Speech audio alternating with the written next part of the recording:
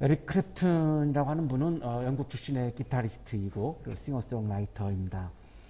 킹스턴 미술대학에 다니고 있었는데 음악에 심취해서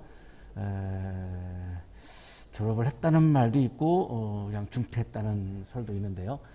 그 루스터스에 들어가서 기타를 쳤고 굉장히 많은 대중의 인기를 얻게 되죠. 그래서 기타의 신이라고 그렇게 부르고 대중음악계에서는 뭐 최고의 기타리스트로 그렇게 인정을 받는 그런 분이기도 합니다.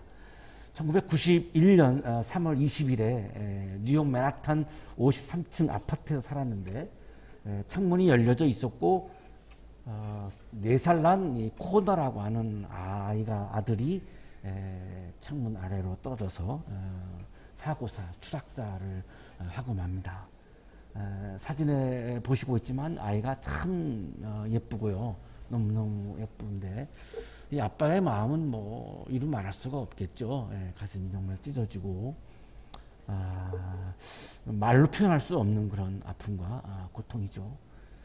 그 아픔을 달래기 위해서 아이를 그리워하면서 또 아이를 추모하면서 아이를 기억하면서 곡을 썼습니다. 그 곡이 Tears in Heaven, 천국의 눈물이라고 하는 그런 노래이고 우리에게 많이 알려져 있는 그리고 또 부르기도 굉장히 쉬워서 많은 사람들이 기타를 치면서 또한 부르는 그런 노래이기도 합니다. 내 이름을 알 수 있겠니? 너와 내가 천국에서 만난다면. 나중에 내가 천국에 가서 코너를 만났을 때 내 아이가 내 이름을 알 수 있을까? 이런 아마 궁금증이 있었던 것 같아요. 예전과 같을 수 있을까? 너와 내가 천국에서 만난다면, 천국에서 나중에 만난다면 맨하탄 살 때처럼 똑같이 그렇게 다시 만나서 살 수 있을까? 오늘날 많은 그리스도인들의 질문이기도 하죠. 성경에 보면 천사처럼 산다라고 하는 말씀이 나와요. 천국에서 우리가 살아가는 것은 천사처럼 이렇게 살아가는 거고 시집과 장가도 안 간다고 그렇게 나옵니다. 그러니까 지금과 같은 이런 죽는 몸, 썩는 몸으로 부활해서 살아가는 것이 아니라 완전히 차원이 다른 몸으로 부활해서 살아간다고 성서는 말씀을 하죠. 그래서 결혼하신 분들 중에 부부가 다시 만나서 천국에서 사는 것이라면 나는 천국에 안 가겠다 이렇게 말씀하는 분들도 있죠. 걱정하지 않으셔도 되는 게 지금과 같은 모습으로 살아가는 게 아니기 때문에 또다시 결혼 생활을 거기서 이어서 하는 거 아니니까 아무 걱정 안 하셔도 되고 지금 고통스러운 우리 남편분들은 조금만 참으시면 고통에서 벗어날 수 있을 것 같습니다. 아마 에릭 클랩튼도 이런 질문을 한 것 같아요. 코너와 내가 똑같이 지금처럼 살 수 있을까? 살 수 있었으면 좋겠다고 그렇게 그리워한 것이죠. 난 강해져야 해. 그리고 계속 살아가야 돼. 너를 잃은 슬픔 때문에 내가 삶을 포기할 수는 없잖니. 난 천국에 있지 않으니까. 너는 천국에 있지만 나는 지금 천국에 있지 않기 때문에 난 여기서 버텨야 돼. 어렵고 힘든 고통이 있는 이 현실에서 나는 버티고 살아야 해. 이런 결심을 이야기합니다. 난 천국에 있지 않으니까 라고 하는 이 표현을 보면 에릭 클랩튼은 이 땅에는 천국이 존재하지 않는다고 생각하는 것 같아요. 천국은 죽은 이후에만, 사후 이후에만 존재한다라고 그렇게 믿고 있는 것이죠. 내 손을 잡아주겠니? 너와 내가 천국에서 만난다면. 그러면서도 자꾸만 드는 생각이 천국에 가면 코너가 나를 못 알아볼 것 같은 자꾸한 그런 불안감이 있는 거죠. 내가 일어설 수 있게 도와주겠니? 너와 내가 천국에서 만난다면 난 밤낮으로 내 길을 찾을 거야. 난 천국에 머물 수 없으니까. 저 문 너머에는 분명 평화가 있을 거야. 지금 여기 우리가 살고 있는 이 땅에는 하나님의 나라가 존재하지 않고 평화도 존재하지 않는다라고 에릭 클랩튼은 생각하고 있는 거죠. 그리고 그 천국에서는 더 이상 울 일이 없을 거야. 지금은 나는 너 때문에 너를 그리워하며 너를 기억하며 밤마다 울고 있는데 천국에 가면 울지 않아도 되겠지? 그러나 내가 이 땅에 사는 동안은 매일같이 너를 그리워하며 울 수밖에 없지 않니? 확실히 여기에는, 지금 여기에는 천국은 없다라고 확신을 하고 있는 것 같습니다. 난 천국에 있지 않으니까 라고 하는 가사로 이 노래가 끝이 납니다. 난 천국에 있지 않으니까. 오늘 종강체표를 드리면서 우리들의 질문은 그렇다면 죽은 이후에만 천국이 존재한다면 우리가 살아있는 동안은 천국을 경험할 수 없는 것인가? 그럼 예수님의 바람도 우리가 죽어서만 천국을 경험하고 살아있는 동안은 천국을 경험할 수 없는 것을 그러면 예수님도 우리에게 바라는 것일까? 예수님이 말씀하시는 천국, 예수님은 천국을 말씀하실 때에 우리가 죽어서 가는 것만 딱 염두에 두시고 지금 여기에서는 경험할 수 없는 거를 그러면 예수님은 우리들에게 끊임없이 복음서에서 천국에 관해서 말씀하신 것일까? 이런 질문을 하지 않을 수가 없습니다. 예수님이 말씀하신 하나님 나라는 죽어서 경험하기도 하죠. 하지만 오늘 성서 본문을 보면 지금 여기에서 경험하는 현실이기도 하다라고 말씀하고 있는 본문입니다. 천국은 밭에 있다 이렇게 말씀합니다. 천국은 하늘에 있다 이렇게 말씀하지 않고 오늘 본문은 천국은 밭에 있다라고 말씀합니다. 그 말씀은 천국은 지금 여기에 우리가 살고 있는 이 세상에 있다라고 하는 말씀이죠. 우리가 다시 한번 곰곰이 다시 한번 살펴보고 묵상하고 또한 말씀을 읽어야 하는 부분입니다. 우리는 그동안 천국은 죽어서만 간다라고 사실 솔직히 생각을 하고 살아왔고 그렇게 신앙생활을 하고 있는데 예수님은 분명히 천국이 가까이 왔다, 천국은 죽어서 가는 것만이 아니라 천국은 온다, 여기에 온다라고 첫 설교를 통해서 말씀하셨고 오늘 천국 비유에서도 천국은 밭에 있다 이렇게 말씀하시는 것을 보면 천국에 대한 이해를 우리가 다시 한번 진지하게 고민해 봐야 되지 않겠는가라는 생각을 하게 하는 그런 본문입니다. 하늘나라는 밭에 숨겨놓은 보물과 같아. 하늘나라는 밭에 있죠. 무엇으로? 보물로. 그런데 심겨져 있다라고 하는 거죠. 이게 천국의 은닉성이라고 하는 부분인데요.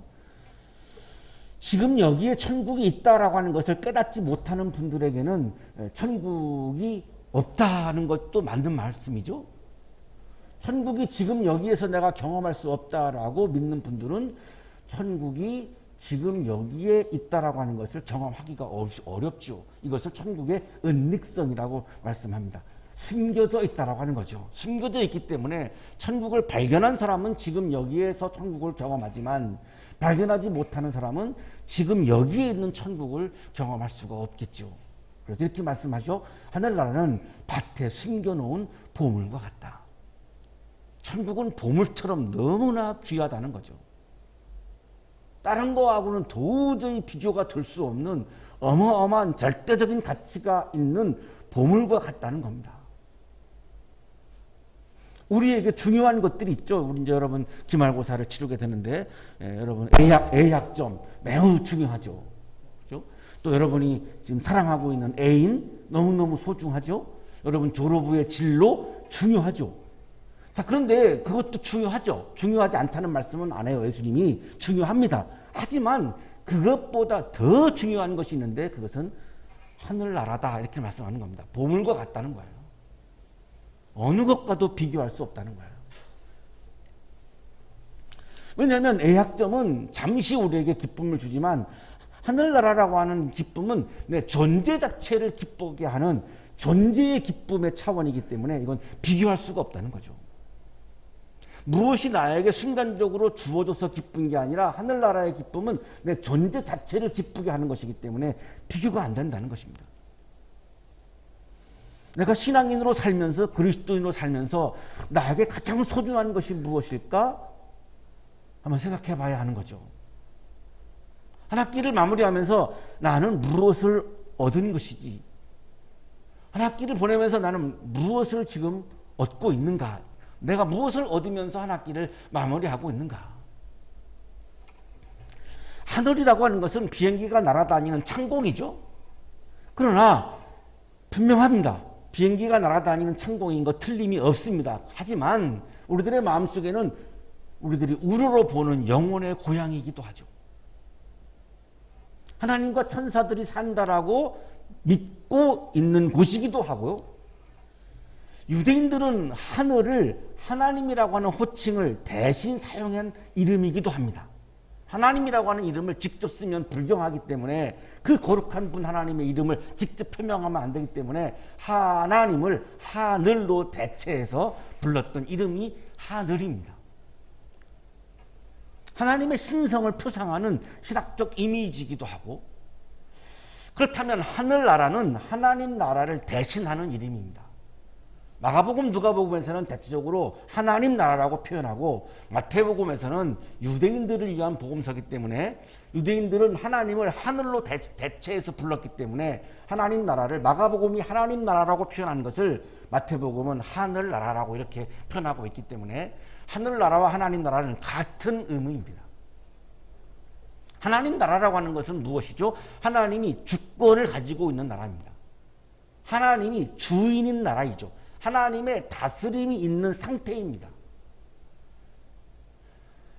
죽어서 우리가 경험하는 그 공간, 우주선 타고 올라가면 저 하늘 너머에 있는 공간에 있는 나라, 그런 개념이 아니라 하나님 나라는 하나님이 다스리는 상태를 의미하는 거죠.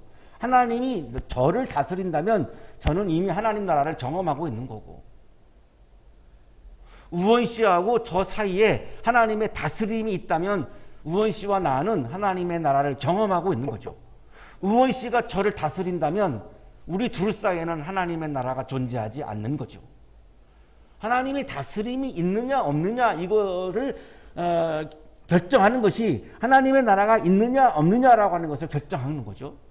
히브리인들은 430년 동안 이집트에서 노예로 살았고, 히브리인들을 노예로 지배한 사람이 이집트 왕 파라오입니다. 이집트의 왕은 하나님의 다스림을 거부합니다. 그러면 내가 다스릴 수 없으니까. 세계를 지배한 로마 황제도 하나님의 다스림을 거부했습니다. 하나님의 다스림을 받아들이면 내가 세계를 지배할 수가 없죠. 유대인 600만 명을 학살한 히틀러도 하나님의 다스림을 거부합니다. 그러면 내가 세계의 주인이 될 수 없으니까요. 세계의 주인이 되려고 세계 전쟁을 일으켰는데 하나님이 다스려버리면 나는 세계를 다스릴 수 없습니다. 자, 이 사람들은 모두가 하나님의 다스림을 거부합니다. 하나님의 다스림을 거부했다라고 하는 말은 하나님의 나라를 거부했다는 말과 같습니다. 그런 상황에서 로마 시대 때 예수님은 하나님의 나라 가까이 왔다 이렇게 말씀하신 거고, 하나님의 나라는 밭에 있다, 지금 여기에 있다라고 강조하시는 거죠. 그 예수님의 마음은 너희들이 죽어서만 하나님의 나라를 경험하는 것이 아니라 지금 여기에서도 하나님의 나라를 경험할 수 있단다. 나는 너희들이 하나님의 나라를 경험하면 너무나 좋겠어. 이 마음이 예수님의 마음이죠. 오늘을 살고 있는, 지금 체풀을 드리고 있는 우리를 향해서도 예수님은 우리가 여기에서 힘들고 어려운 일들이 많이 있지만 그럼에도 불구하고 하나님의 나라의 기쁨을 경험하면서 그 기쁨 안에서 살기를 원하시는 거죠. 설마 예수님이 그래 죽으면 하나님 나라 가니까 그냥 조금만 참어, 그렇게 현실을 외면하는 분은 아니지 않습니까? 비겁하게 예수님이, 우리가 믿고 있는 예수님이 비겁하게 야 죽어서 갈 거니까 조금만 기다려, 조금만 참아, 현실에서 고통당하고 있는 우리들의 고통을 외면하는 분은 아니지 않습니까? 그렇다면 죽어서만 가는 하나님의 나라를 우리가 믿고 있다면 예수님의 마음을 많이 왜곡하는 게 되어버리죠. 그러나 하나님의 형상인 인간성이 억압당하는 사람들은 오늘도 하나님의 나라를 고대하고 살고 있죠. 하나님의 나라가 이루어져야 내가 다른 사람의 지배를 받지 않을 수 있으니까요. 하나님의 다스림이 이루어져야 어떤 사람이 나를 다스릴 수 없으니까요. 하나님의 다스림이 이루어져야 내가 다른 사람의 지배를 받는 노예로부터 벗어날 수 있으니까요. 하나님의 다스림을 간절하게 원하는 사람들이 우리 주변에는 많이 있죠. 우리 모두가 또한 그 중에 한 사람이기도 하죠. 하나님의 다스림은 하늘에서만 이루어지는 것이 아니라 땅에서도 이루어진다고 말씀하고 있는 겁니다. 하나님의 다스림이 하늘에서만 이루어지고 땅에서 이루어지는 것이 아니라면 하나님의 능력을 굉장히 축소하는 게 돼버립니다. 하나님의 존재를 축소하는 게 돼버려요. 하나님은 하늘에만 계시고 그러면 땅에는 안 계시는 하나님이 돼버립니다. 하늘에서는 하나님의 권한이 주어지는데 땅에서는 하나님의 권한이 없는 하나님이 되어버립니다. 심각한 문제를 야기하죠. 그래서 예수님은 강조하는 거죠. 하나님의 나라는 밭에 있다. 이 땅에 있다. 여기에도 있다.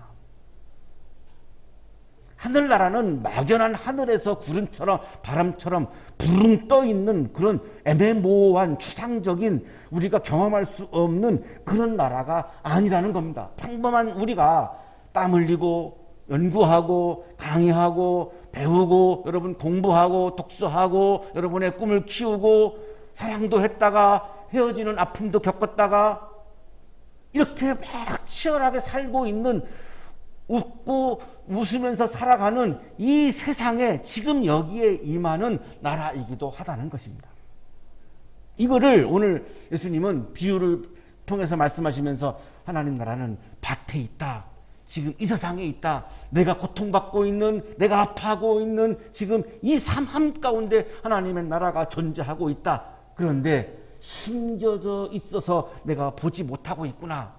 숨겨놓은 보물, 숨겨져 있기 때문에 내가 지금 발견하지 못하고 있구나. 네가 하나님의 다스림을 받아들이지 못하니까 하나님의 나라를 경험하지 못하고 있구나. 이런 안타까운 마음으로 지금 이 비유의 말씀을 하는 거죠.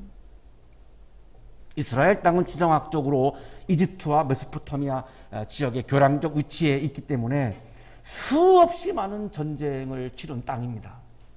우리하고 아주 비슷하죠. 우리도 한 1000회 정도 외침을 받은 것으로 알고 있는데요.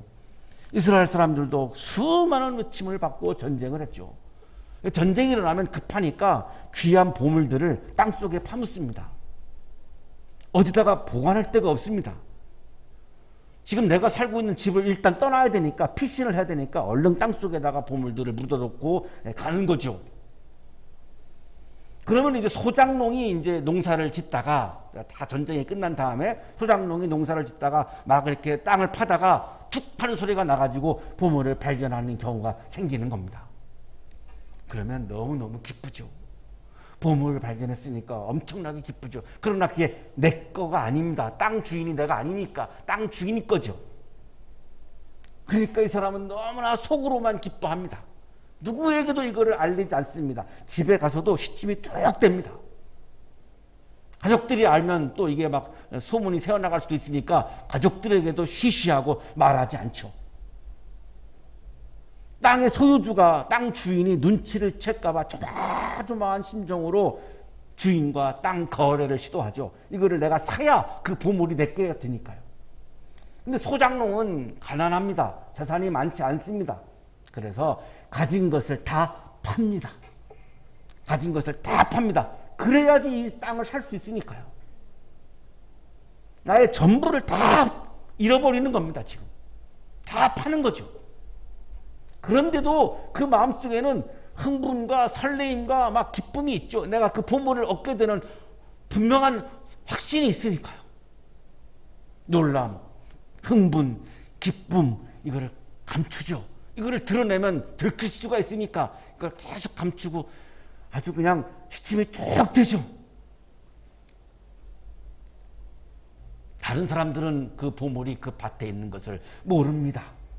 하나님의 나라가 우리 삶 가운데 있지만 우리가 잘 모르는 것처럼 비슷하죠. 그 보물이 그 땅에 있는 것을 모릅니다. 신학 주석가 프란스 교수는 이거를 천국의 은닉성이라고 그렇게 표현을 합니다.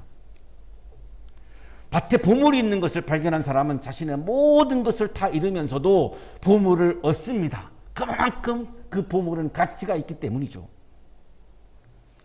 예수님이 말씀하시는 하나님의 나라는 이런 것처럼 하나님 나라는 절대적인 가치가 있다는 겁니다. 애약점은 잠시 나를 기쁘게 하지만 내가 하나님의 다스림 가운데 들어가서 내가 얻는 기쁨은 내 존재 자체가 기쁨의 상태에 놓여져 있기 때문에 무엇과도 이거는 비교할 수 없다는 겁니다. 그리스도인에게, 신앙인에게 최고의 기쁨은 애약점이 아니라 내가 하나님 나라의 기쁨을 얻는 것, 하나님의 다스림 가운데 들어가는 것, 이것이 최고의 기쁨이라고 지금 주님은 말씀하고 있는 거죠.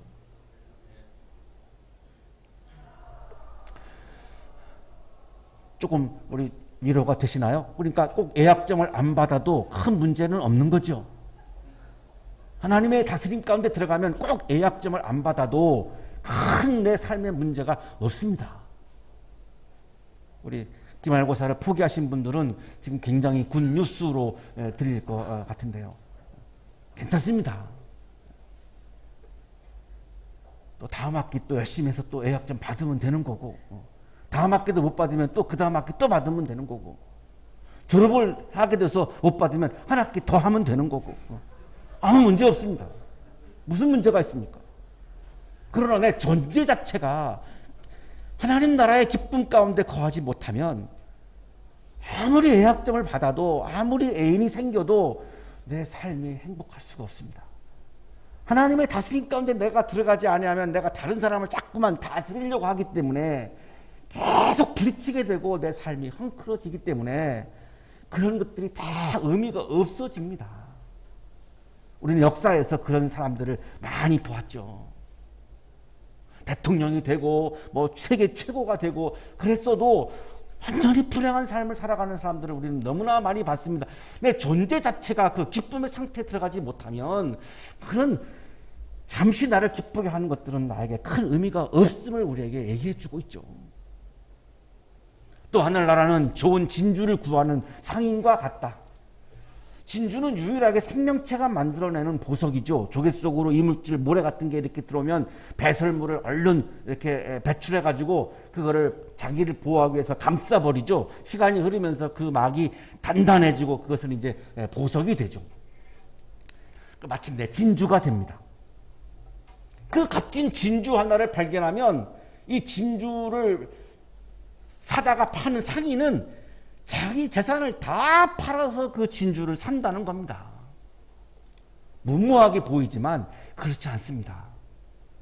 당시 진주는 굉장히 귀했고 유대인 상인들이 이제 국제 상인들이죠. 무역상들이죠. 페르시아, 인도까지 가서 그 진주를 삽니다. 페르시아, 인도 해안에서, 바다에서 진주들이 많이 나왔습니다. 그런데 이 도매상들은, 국제 무역하는 사람들은 아까 소장농에 비하면 굉장히 부유한 사람들입니다. 부자들입니다. 자산이 많아요. 최대한의 이윤을 얻기 위해서 모든 열정과 정성을 다해서 최선의 노력을 기울이죠. 마케팅을 위해서 조금 과장해서 선전하기도 하고, 좀 이 과장도 사실은 그냥 최선의 일부분으로 우리가 볼 수 있습니다. 얼마나 진주가 고가품이었냐면 클레오파트라가 소유했던 진주가 무려 오늘날 화폐로 환산하면 47억 원이 넘는 진주였습니다. 그러니까 이 상인이 진주 하나를 발견해서 이게 내다가 팔면 어마어마한 이윤이 남는 겁니다. 그러니까 자기 재산을 다 팔아서라도 그 진주를 얻기 위해서 최선을 다하는 거죠. 진주 찾아 산만리의 여행을 하는 거죠. 가진 것을 다 잃으면서도 그 진주를 사요. 절대적인 가치가 거기에 있기 때문입니다. 예수님이 말씀하시는 지금 이것은 하나님의 나라는 내 자산을 다 팔아서 진주를 사는 상인처럼 하나님 나라라고 하는 가치는 절대적인 가치가 있다는 거죠. 하나님 나라의 가치를 잃어버리면 로마의 노예로 살고 있는 너희들에게 어떤 것이 생겼다 할지라도, 애약점을 받았다 할지라도 너의 존재가 행복할 수 없지 않는가? 무슨 소용이 있겠습니까? 나에게 아무리 좋은 것이 주어져도 내가 지금 일제의 노예로 살고 있는 시절에 무슨 기쁨이 있겠습니까? 아무런 소용이 없는 거죠. 인간성, 하나님의 형상이라고 하는 인간성이 훼손되어지고 나면, 그것이 억압되어 버리면, 그것이 망가져 버리면 그 어떤 것이 좋은 것이 나에게 주어져도 아무런 의미가 없다는 거죠. 하나님의 나라를 내가 얻지 못하면 아무런 소용이 없다는 거죠. 그래서 진주를 사는 상인은 자기 재산을 다 팔아서 그 진주를 산다는 겁니다.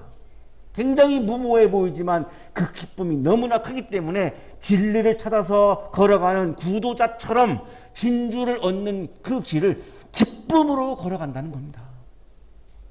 우리 그리스도인들에게 가장 기쁨이 뭘까요? 애약점이 아니라 하나님의 다스림을 받는 기쁨, 그것이 최고의 기쁨이 되는 사람을 우리는 그리스도인이라고 부르는 거죠.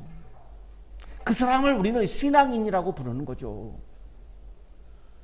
애약점을 기뻐하는 사람들은 그리스도인이 아닌 사람들도 다 우리랑 똑같이 하는 겁니다. 그거는. 그리스도인의 차별성은 애약점보다 하나님의 나라를 내가 더 기뻐하는 사람이 바로 그리스도인인 거죠. 모든 것을 잃으면서도 진주를 기쁨으로 얻는 것처럼 하나님 나라에는 절대적인 가치가 있습니다. 하나님의 나라에 내가 경험을 해야 내 인간성이 억압되지 않고 하나님의 형상이 훼손되지 않고 하나님이 지어주신 그 하나님의 형상 모습을 내가 유지하고 내가 에덴 동산에서 기쁨으로 살아갈 수 있기 때문입니다. 신약 주석가 레드 교수님은 하나님 나라가 모든 소유보다 무한한 가치를 지닌다. 그래서 모든 것을 잃으면서도 반드시 신앙인은 얻어야 하는 것이 하나님의 나라다라고 강조합니다. 하나님의 나라가 무한한 가치를 지니기 때문에 다른 모든 소유보다도 귀하다는 점이다. 사랑하는 한양 가족 여러분, 한 학기 동안 우리가 얻은 것은 무엇이고 잃은 것은 무엇입니까?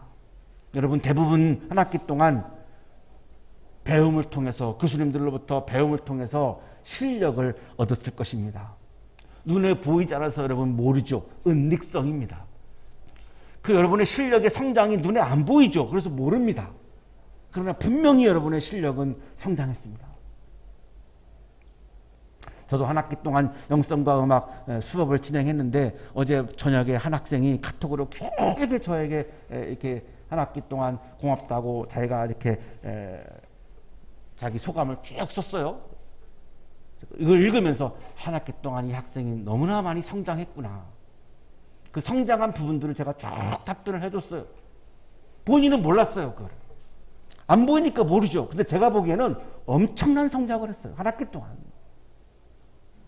그래서 내가 너무 그걸 기쁘다고 답변을 해줬는데 여러분 모두 다 한 학기 동안 굉장히 여러분의 실력이 성장했습니다. 표정을 보니까 저는 성장 못했습니다 이러고 계시는데 했다니까요. 여러분 모르는 거죠. 좋은 선생님을 얻은 분도 계실 것이고 좋은 친구를 얻은 분도 계실 것이고 좋은 비전을 발견한 분도 있을 것입니다. 그러나 한편 내가 소중하게 여기는 것을 잃은 분도 있죠. 가슴 아프게 사랑하는 애인을 잃은 분도 있을 것입니다. 우리가 그리스도인으로서 꼭 얻어야 할 것이 있습니다. 보물이 밭에 있는 것처럼 우리가 땀 흘리며 살고 있는 땅에 있는, 내가 살고 있는 삶의 현장에 있는 하나님의 나라입니다. 상인이 최선을 다해서 진주를 찾아서 파는 것처럼 어울리며 살고 있는 사람들 사이에 있는 하나님 나라입니다. 내가 그리스도인으로서 반드시 얻어야 하는 것은 하나님 나라의 기쁨입니다. 그 하나님 나라의 기쁨은 나의 존재의 기쁨이기 때문에 나의 모든 삶의 아픔과 존재의 고통을 이겨내는 힘이기 때문에 반드시 얻어야 합니다. 하나님 나라의 기쁨을 얻지 못하면 순간적으로 여러분에게 주어지는 기쁨의 사건들을 그냥 손쉽게 잃어버리고 맙니다. 어려움이 왔을 때 그거를 이겨내는 힘이 나에게 존재하지 않습니다. 하나님 나라의 기쁨이 여러분의 존재 안에 가득해야 앞으로 여러분을 힘들게 하고 흔들고 고통스럽게 하는 수많은 아픔들을 그 존재의 기쁨으로 그 고통들을 이겨낼 수 있습니다. 그 아름다운 승리를 경험하는 사람이 바로 그리스도인이요 신앙인입니다. 하나님 나라의 기쁨을 찾는, 하나님 나라의 기쁨을 얻는 의미 있는 방학이 되시기를 간절히 축원합니다. 그리고 방학 잘 보내시고 다음 학기 9월 첫 개강 예배 체플 때 이 자리에서 다시 뵙기를 바랍니다. 기도드리겠습니다. 거룩하신 주님, 한 학기 동안 우리에게 말씀을 주셔서 감사합니다. 오늘 특별히 말씀을 통하여 하나님 나라를 선물로 주셔서 감사합니다. 언제나 하나님 다스림 가운데 있게 하시고 하나님 나라의 기쁨이 충만해서 모든 아픔과 어려움들을 이겨내는 우리 한양인들이 되도록 복내려 주옵소서. 예수 그리스도 이름으로 기도하옵나이다.